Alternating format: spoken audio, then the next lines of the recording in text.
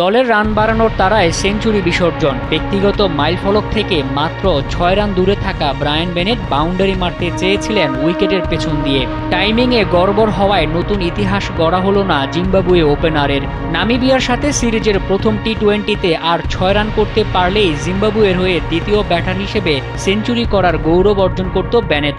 টি-20তে জিম্বাবুয়ের হয়ে একমাত্র সেঞ্চুরি করার কৃতিত্ব আছে সিকান্দার রাজার। তাই রাজার পাশে নাম লেখাতে অল্প রানের আক্ষেপে পড়তে হয়েছে ব্রায়ান বেনেটকে। তবে নামিবিয়ার সাথে প্রথম ম্যাচে তার ৫১ বলে ৯৪ রানের ইনিংসের সুবাদে ২১১ রানের বড় সংগ্রহ পায় জিম্বাবুয়ে। ওয়ালটন এখন দেশের সীমানা পেরিয়ে পৌঁছে গিয়েছে ৫০টিরও বেশি দেশে। ওয়ালটন, ঘরে ঘরে বিশ্বজুড়ে। জবাবে নামিবিয়া করতে পারে ১৭৮ রান। তাতেই ৩৩ রানের বড় জয় নিয়ে মাঠ ছাড়ে সিকান্দার রাজার দল। ম্যাচ সেরার পুরস্কার ওঠে ব্রায়ান বেনেটের হাতে।